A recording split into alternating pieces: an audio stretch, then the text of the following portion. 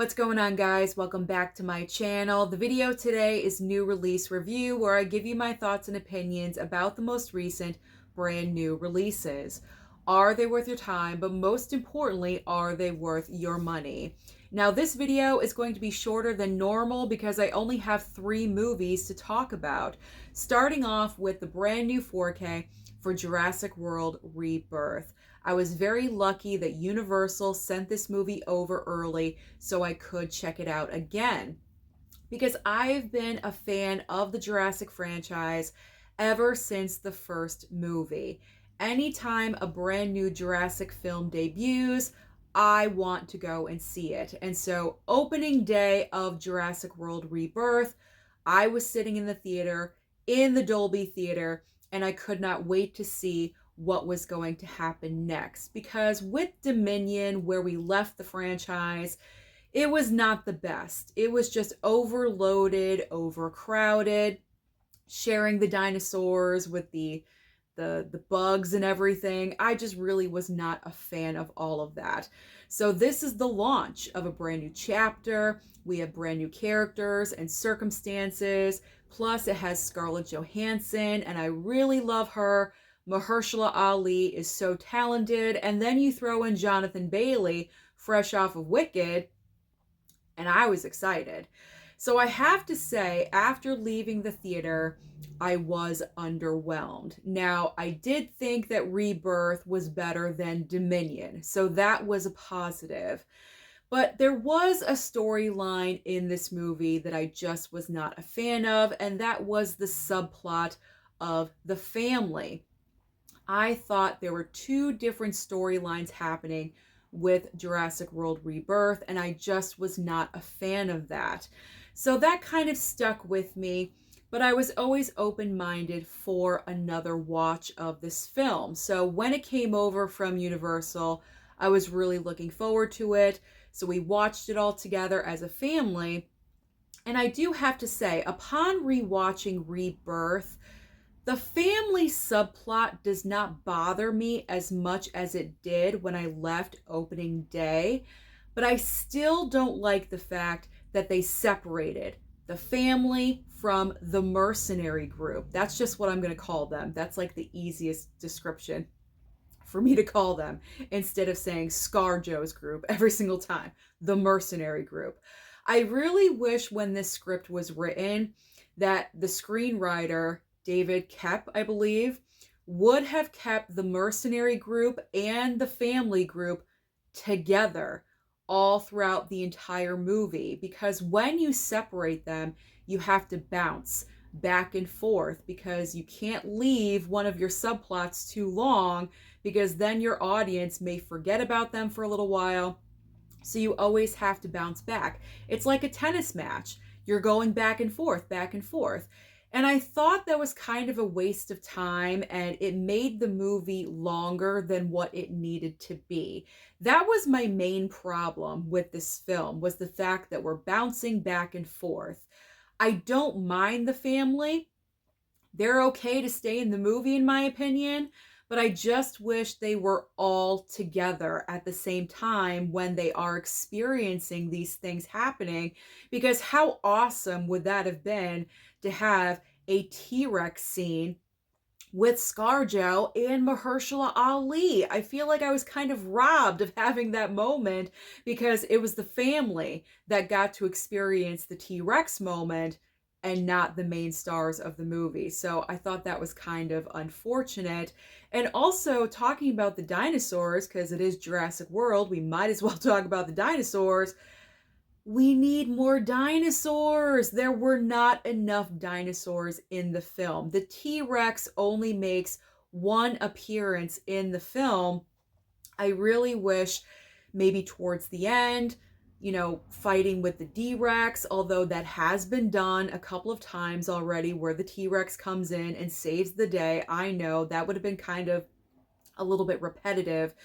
But if the T-Rex could have popped in there a second time, because the T-Rex is personally my favorite dinosaur, I really would have enjoyed seeing that dinosaur again. I just wanted to see more dinosaurs in general, possibly a little bit more carnage. I know some of the mercenary group, like the B list of the mercenary group, not the stars of the movie, they were victims of dinosaur attacks, but I would have liked to have seen a little bit more. Like the boyfriend. Did we need to keep the boyfriend around? Honestly, in my opinion, no. We could have sacrificed the boyfriend. But I do have to say, after rewatching the 4K of Jurassic World Rebirth, I did enjoy the film a lot more. And I think the more that I watch it, I'm going to enjoy it more and more again and again. So I'm happy to have this in my collection. Very thankful that Universal sent this one over to me. And as far as the 4K, films like this, movies that are shot nowadays, they're made for a 4K transfer. It looks amazing. It looks fantastic, especially when they are on the water, in the boat. It just looks incredible. So Jurassic World Rebirth, I guess it's just, a matter of if you pick it up, are you a major fan of the franchise? Because if you are a major fan, if you're a hardcore fan, you are definitely going to want this in your collection. And so you might want to pick it up right away. If you're a casual fan, you may want to wait for a sale. That would be my best recommendation from me to you. But I enjoyed it more watching it a second time. I think it's going to grow on people. I really, really do. And if this is going to be a brand new trilogy, which I believe it is, I'm looking forward to seeing where this is going to go. I want to see ScarJo with a T-Rex. Can we make this happen, people? Second, third movie, we got to make it happen. There we go. Jurassic World Rebirth. Enjoyed it more the second time around. Thank you, Universal. Now let's talk about two brand new 4Ks from Kino Lorber. The first one being the 4K for The Two Jakes. So this film, if you have never heard of it before, is the sequel to Chinatown. Now, I recently watched Chinatown, I would say maybe like 6 to 8 months ago. It's kind of hard to keep track, but I watched it within the past year and it blew me away. I thought it was such a well done film. You have Jack Nicholson and Faye Dunaway. Their chemistry in the movie is amazing. It's off the charts.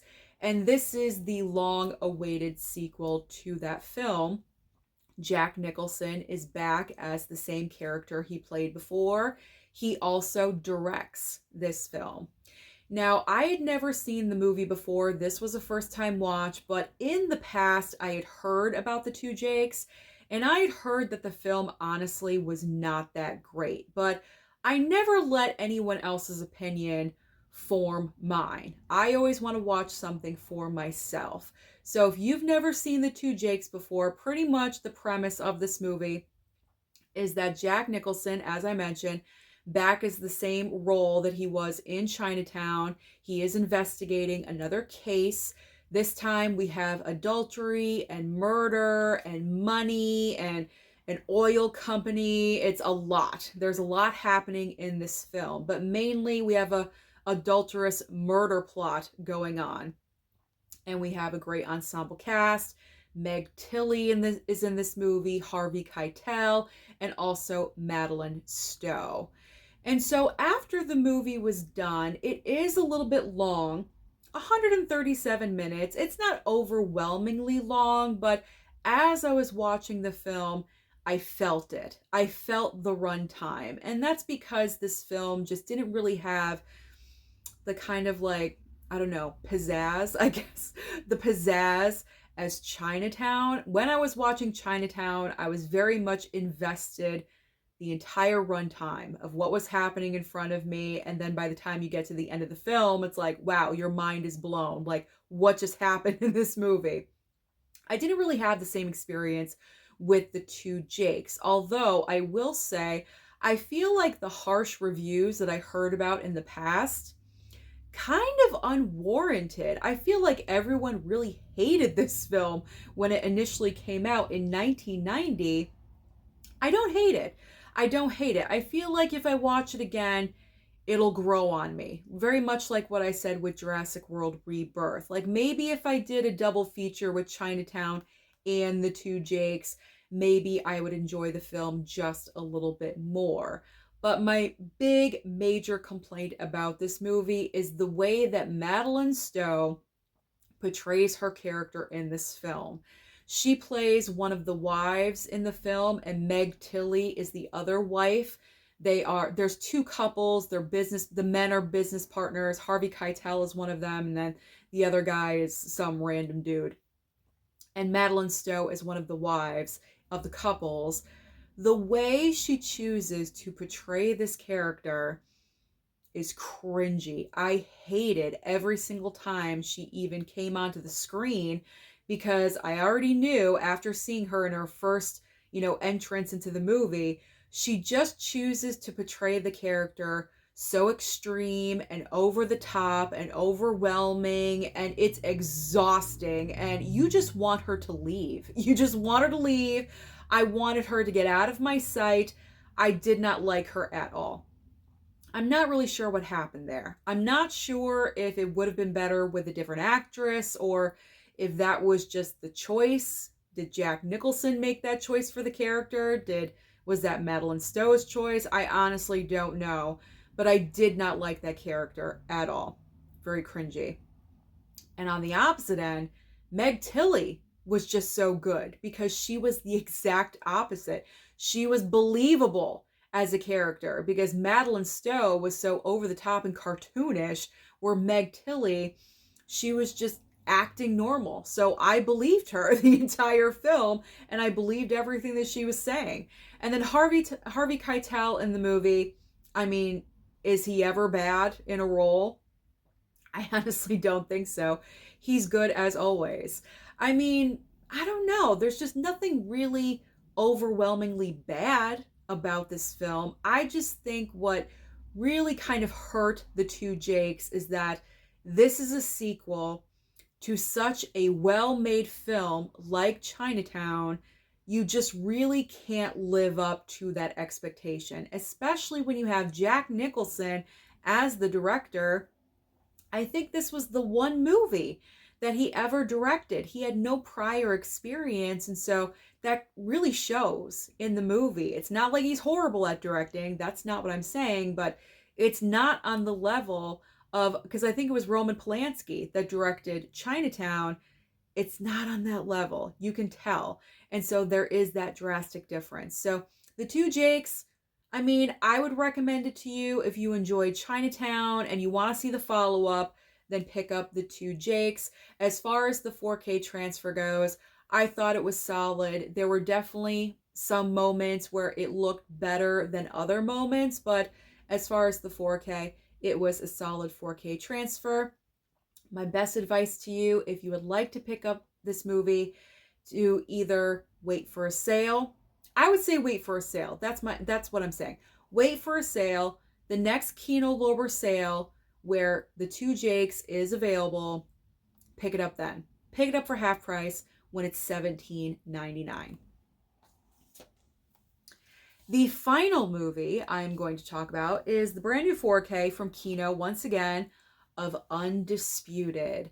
Now, the reason why I wanted to receive this from Kino Lorber is because, first of all, you have two great actors in this movie. You have Wesley Snipes and also Ving Rhames going up against each other in this film. I had never heard of this movie before.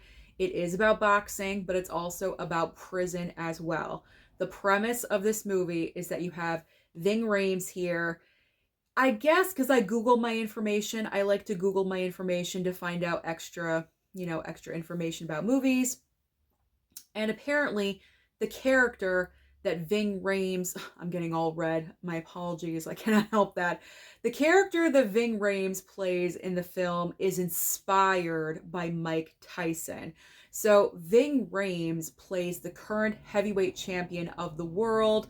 Unfortunately, because of certain circumstances, he is sent to prison. I believe like 6 to 8 years, something like that.